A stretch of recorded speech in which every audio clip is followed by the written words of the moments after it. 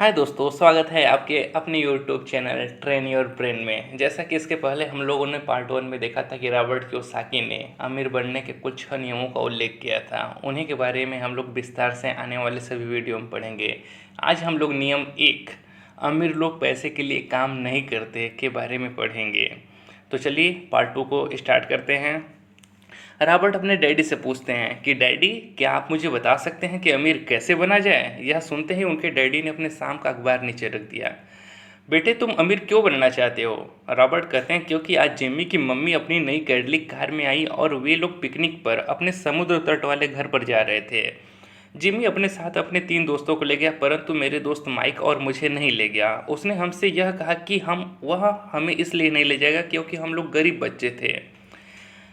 Robert के daddy ने अविश्वास से पूछा, क्या उसने ऐसा कहा। मैंने कहा, हाँ बिल्कुल ऐसा ही। डैडी ने अपना सिर हिलाया, नाक तक चश्मे को चढ़ाया और फिर अखबार पढ़ने लगे। मैं उनके जवाब का इंतजार करता रहा।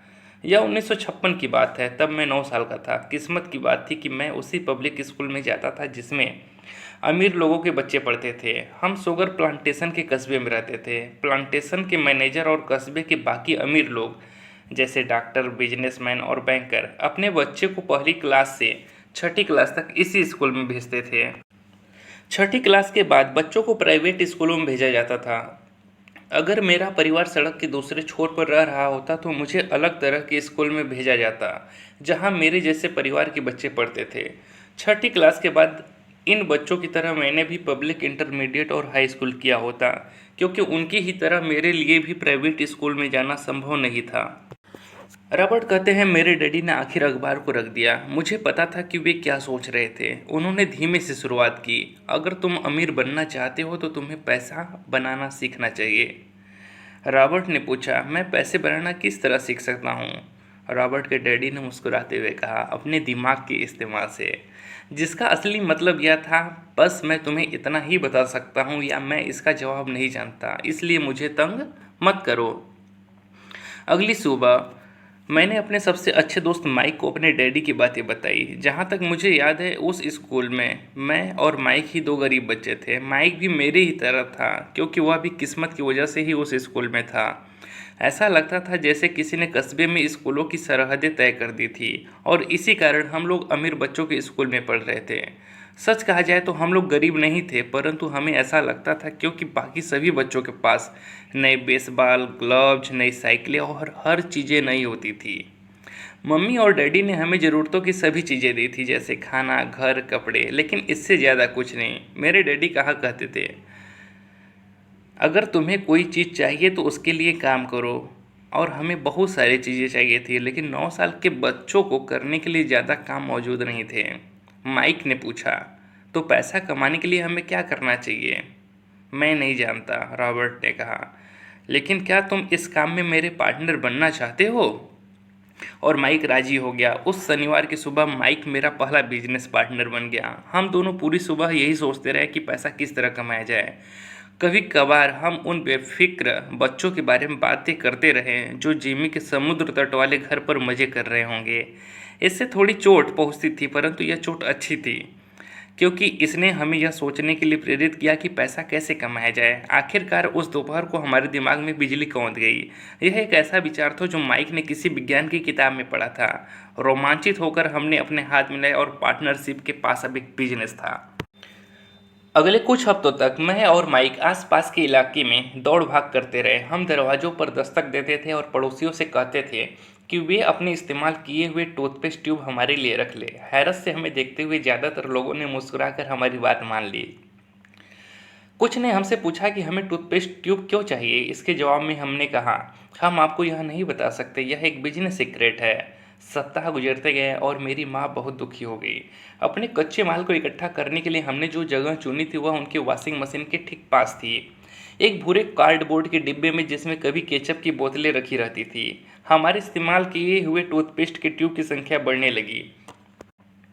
आखिर एक दिन माँ के सब्र का बांध टूट गया। पड़ोसियों के मुड़े टूटे और इस्तेमाल किए हुए टूथपेस्ट ट्यूब को देखते देखते वे ऊब गई थी। उन्होंने पूछा, तुम लोग क्या कर रहे हो। और मैं यह नहीं सुनना चाहती कि यह एक बिजनेस सीक्रेट है। इस कचरे को साफ कर दो या मैं इसे उठाकर बाहर फेंक दूंगी। माइक और मैंने उनके हाथ पैर जोड़े और उन्हें यह बताया कि जल्द ही हमारा कच्चा माल पर्याप्त जमा हो जाएगा और फिर हम उत्पादन शुरू कर देंगे। हमने उन्हें बताया कि हम कुछ पड़ोसियों का इंतजार कर रहे थे ताकि वे अपने टूथपेस्ट के ट्यूब खत्म कर ले। माँ ने हमें 1 हफ्ते की मोहलत और दे दी। उत्पादन शुरू होने की तारीख करीब आ गई थी। अब माइक का काम यह था कि वह पड़ोसियों को अपने टूथपेस्ट जल्दी खत्म करने के लिए कहे और साथ में यह भी जोड़ दे, दांत के डॉक्टरों का कहना है कि दिन में कई बार ब्रश करना चाहिए। मैं उत्पादन की प्रक्रिया को ठीक ठाक करने में जुट गया। एक दिन मेरे डैडी अपने एक दोस्त के साथ कार में बैठकर पोर्च में आए और उनके आश्चर्य का ठिकाना नहीं रहा जब उन्होंने वहां 9 साल के 2 बच्चों को उत्पादन की प्रक्रिया में पूरी गति से जुटे देखा। हर जगह बारीक सफ़ेद पाउडर बिखरा हुआ था। एक लंबी मेज पर स्कूल से लाए गए दूध के छोटे कार्टन थे और हमारे परिवार की हिबाची ग्रिल लाल दहकते कोयलों के साथ अधिकतम गर्मी पर जल रही थी। डैडी सावधानी से चलकर हमारे करीब आए। चूंकि हमारी उत्पादन की प्रक्रिया ने पोर्च पर कब्जा कर लिया था, इसलिए उन्हें कार बाहर ही खड़ी करनी पड़ी। जब वे और उनके दोस्त पास आए तो उन्होंने कोयले के ऊपर रखा एक स्टील का बर्तन देखा जिसमें टूथपेस्ट के ट्यूब पिघल रहे थे। उन दिनों टूथपेस्ट प्लास्टिक के ट्यूब में नहीं आते थे, ट्यूब शीशे के बने होते थे।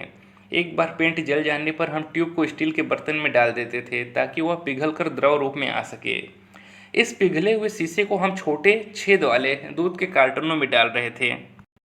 दूध के इन कार्टनों में प्लास्टर ऑफ पेरिस भरा था। हर तरफ फैला सफ़ेद पाउडर प्लास्टर ही था जिसमें हमने पानी मिलाया था। जल्दबाजी में मैंने उसके बैग को गिरा दिया था और पूरी ज़मीन ऐसी लग रही थी जैसे वहाँ अभी अभी बर्फ़ का तूफान आया हो।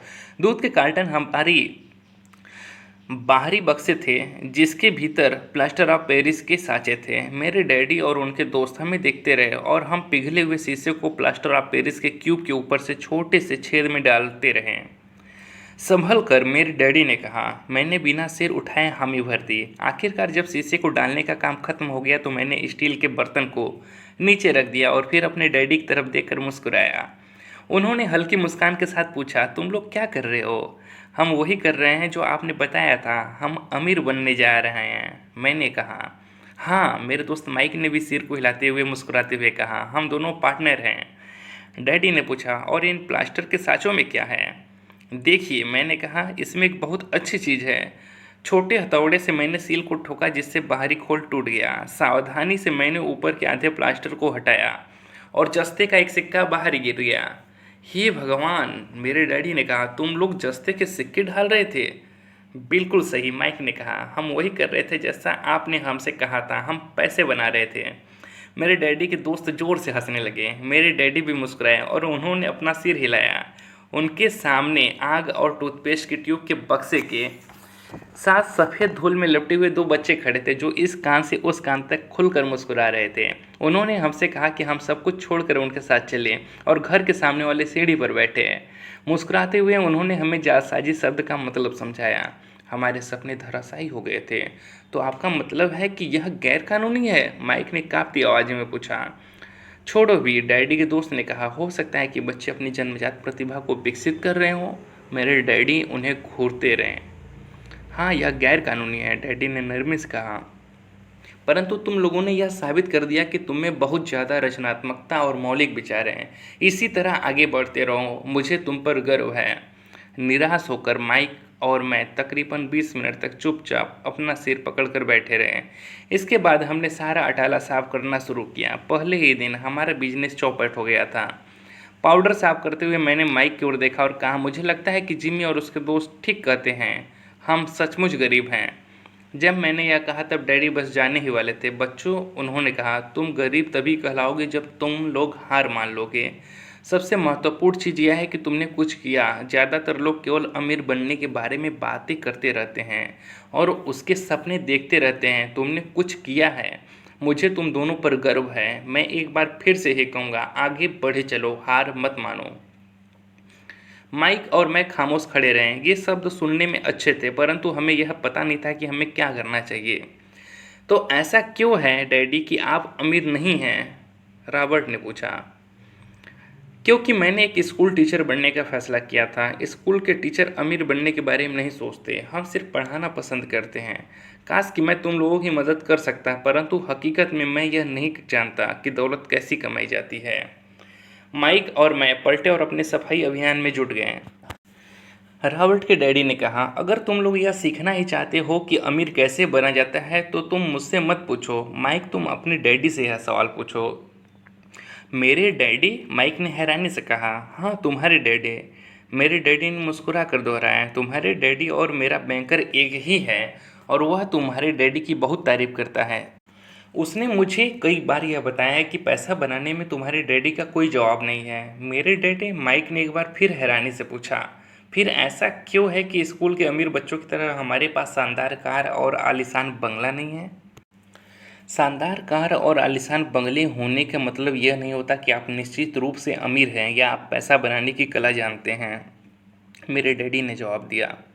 जिम्मी के डैडी शुगर प्लांटेशन में काम करते हैं। उनमें और मुझ में ज़्यादा फर्क नहीं है। वे एक कंपनी के लिए काम करते हैं और मैं सरकार के लिए। कंपनी उन्हें कार खरीद कर दे देती है। इस समय शक्कर की कंपनी आर्थिक संकट में फंसी हुई है और जिम्मी के डैडी के पास जल्द ही कुछ नहीं बचेगा। तुम्हारे डैडी अलग है माइक, ऐसा लगता है कि वे साम्राज्य बनाने जा रहे हैं और मेरा अंदाज़ा है कि कुछ ही सालों में वे बहुत अमीर बन जाएंगे। यह सुनकर माइक और मैं एक बार फिर रोमांचित हो गए। नए उत्साह से हमने अपने डूबे हुए व्यवसाय के कचरे को साफ करना शुरू कर दिया। जब हम सफाई कर रहे थे तो हमने यह भी योजना बना ली कि कब और कैसे माइक के डैडी से बात की जाए। समस्या यह थी कि माइक के डैडी बहुत ज़्यादा काम करते थे और देर रात तक घर नहीं लौटते थे। माइक के डैडी के पास कई warehouse, construction company, store की श्रृंखला और 3 रेस्टोरेंट थे।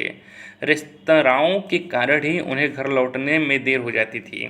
सफाई खत्म करने के बाद माइक बस पकड़कर अपने घर चला गया।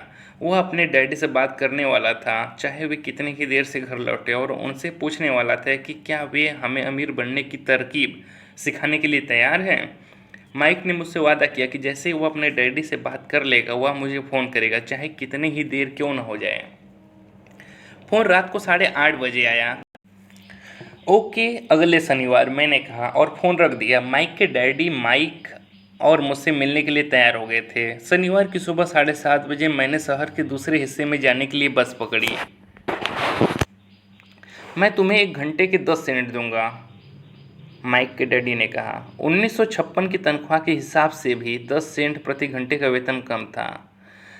माइकल और मैं सुबह 8 बजे उसके डैडी से मिले। वे पहले से ही व्यस्त थे और उनके पास 1 घंटे से भी ज़्यादा का काम मौजूद था। जब मैं उनके साधारण, छोटे और साफ घर के सामने पहुंचा तो मैंने देखा कि उनका कंस्ट्रक्शन सुपरवाइजर अपने पिकअप ट्रक में वहां से जा रहा था। माइक मुझे दरवाजे पर ही मिल गया। डैडी अभी फ़ोन पर हैं और उन्होंने कहा है कि हम लोग पीछे के पोर्च में उनका इंतज़ार करें, माइक ने दरवाज़ा खोलते हुए कहा। जब मैंने उस पुराने घर की दहलीज के अंदर कदम रखा तो लकड़ी के पुराने फर्श की चरमराहट सुनाई दी। दरवाजे के भीतर सस्ती सी चटाई थी। चटाई वहां इसलिए रखी गई थी ताकि फर्श पर पड़े अनगिनत कदमों के निशान को छुपाया जा सके। हालांकि वह साफ थी, पर यह स्पष्ट दिखता था कि उसे बदल देना चाहिए। जब मैं सकरे लिविंग रूम में घुसा तो मेरा दम घुटने लगा था। वहाँ पुराने फर्नीचर की बू आ रही थी और निश्चित रूप से उस फर्नीचर को संग्रहालय में होना चाहिए था। सोफे पर 2 महिलाएं बैठी थीं जिनकी उम्र मेरी माँ से थोड़ी ज़्यादा होगी। महिलाओं के सामने एक पुरुष मजदूरों के कपड़ों में बैठा हुआ था। उसने खाकी पैंट और खाकी शर्ट पहन रखा था। हालांकि कपड़े साफ और प्रेस किए थे, परंतु उनमें स्टार्च नहीं किया गया था। उस आदमी की उम्र मेरे डैडी से लगभग 10 साल ज़्यादा होगी, शायद 45 साल। जब मैं और माइक उनके पास से गुजरते हुए किचन की तरफ गए जहाँ से पोर्च का रास्ता था तो वे मुस्कुराए। मैं भी जवाब में शर्मा कर मुस्कुरा दिया। ये लोग कौन हैं? मैंने पूछा। अरे, ये लोग डैडी के लिए काम करते हैं। बूढ़ा व्यक्ति उनके वेयर हाउसों को संभालता है और महिलाएं रेस्तराओं की मैनेजर हैं। और तुमने उस कंस्ट्रक्शन सुपरवाइजर को तो देखा ही होगा जो यहाँ से 50 मील दूर एक सड़क परियोजना पर काम कर रहा है।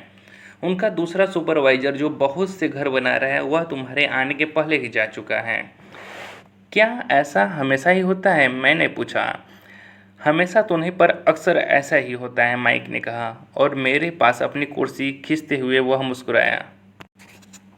मैंने उनसे पूछा था कि क्या वे हमें पैसा बनाना सिखाएंगे। माइक ने मुझे बताया।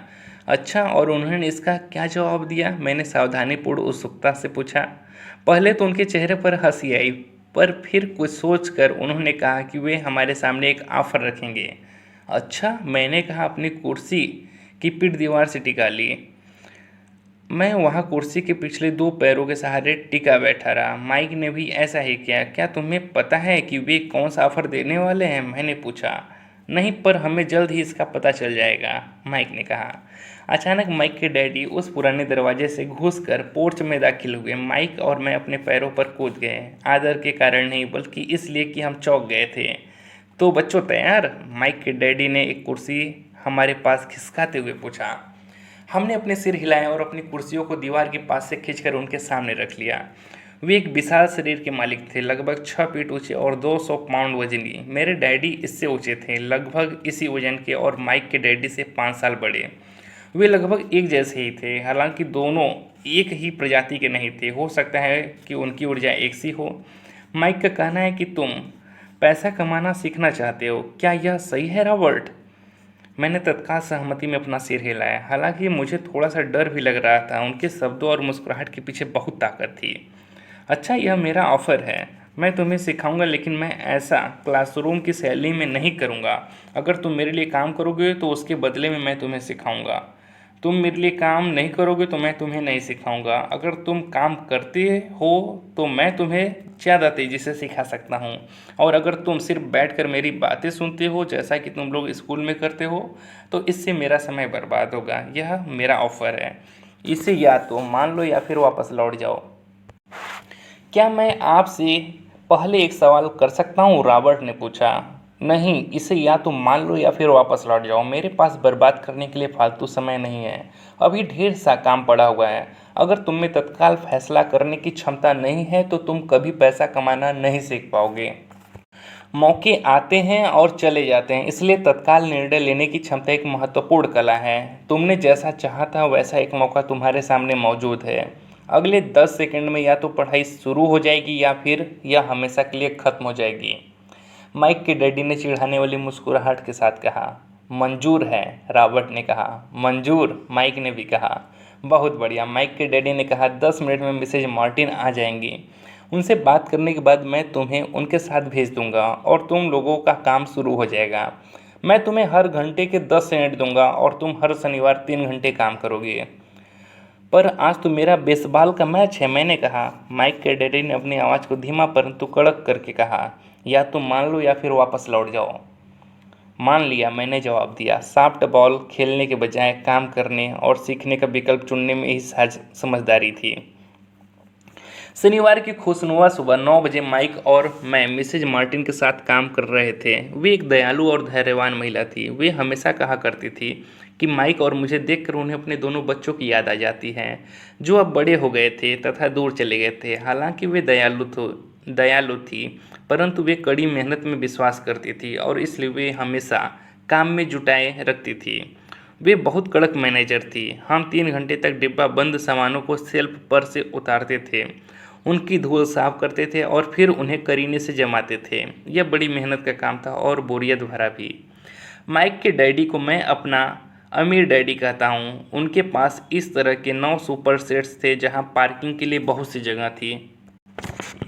वे 7 से 11 कन्वीनियंस स्टोर के शुरुआती संस्करण थे, पड़ोस के जनरल स्टोर जहां लोग दूध, ब्रेड, बटर और सिगरेट जैसी चीज़ें खरीदते हैं। समस्या यह थी कि हवाई में एयर कंडीशनिंग नहीं थी और गर्मी के कारण स्टोर्स अपना दरवाज़ा बंद नहीं कर सकते थे। इसलिए हम लोगों की नौकरी तभी तक चलती जब तक कि एयर कंडीशनिंग नहीं हो जाती। 3 हफ्तों तक माइक और मैं मिसेज मार्टिन के पास जाकर 3 घंटे तक काम करते रहे। दोपहर तक हमारा काम खत्म हो जाता था और वे हम में से हर एक के हाथ में 3 छोटे सिक्के डाल देती थी। उस समय 50 के दशक में 9 साल की उम्र में भी 30 सेंट कमाने में कोई खास खुशी नहीं होती थी। तब कॉमिक्स की कीमत 10 सेंट हुआ करती थी, इसलिए मैं अपनी कमाई को कॉमिक्स पर खर्च कर देता और घर लौट जाता था। चौथे हफ्ते के बुधवार तक मैंने काम छोड़ने का मन बना लिया था। मैं सिर्फ इसलिए काम करने के लिए तैयार हुआ था क्योंकि मैं माइक के डैडी से पैसा कमाना सीखना चाहता था, इसलिए मैं 10 सेंट प्रति घंटे की गुलामी कर रहा था। और सबसे बड़ी बात तो यह थी कि उस पहले शनिवार के बाद से मैंने माइक के डैडी को देखा तक नहीं था। मैं काम छोड़ रहा हूँ, मैंने लंच के समय माइक से कहा। स्कूल लंच बड़ा निराशाजनक था, स्कूल भी उबाऊ था और अब तो मेरे पास शनिवार भी नहीं थे जिसका मैं इंतज़ार कर सकूं, परंतु 30 सेंट के कारण मुझे धक्का पहुंचा था। इस बार माइक मुस्कुराया। तुम किस बात पर हंस रहे हो? मैंने गुस्से और कुंठा से पूछा।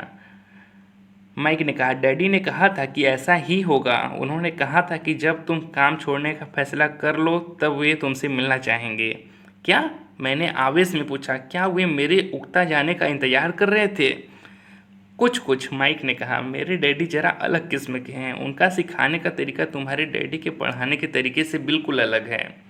तुम्हारे मम्मी डैडी बहुत बातें करते हैं, दूसरी तरफ मेरे डैडी बहुत कम बोलते हैं। तुम सिर्फ इस शनिवार तक इंतज़ार कर लो, मैं उन्हें बता दूंगा कि तुमने काम छोड़ने का फैसला कर लिया है। इसका मतलब यह है कि मेरे साथ नाटक खेला गया? रॉबर्ट ने कहा। नहीं, ऐसा नहीं हुआ है, पर शायद हो सकता है। डैडी शनिवार को इसके बारे में समझाएंगे, माइक ने कहा।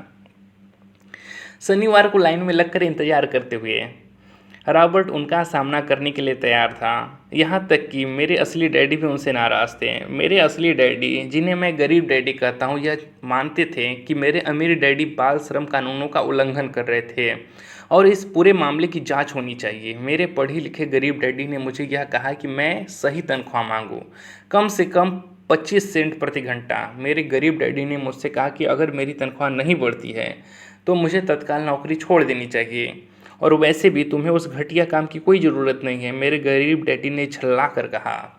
शनिवार को सुबह 8 बजे मैं एक बार फिर माइक के घर के उसी पुराने दरवाजे के अंदर घुस रहा था। कुर्सी पर बैठो और लाइन में इंतजार करो, माइक के डैडी ने मेरे घुसते ही कहा। फिर वे अंदर जाकर अपने छोटे से ऑफिस में बैठ गए जो बेडरूम के पास था।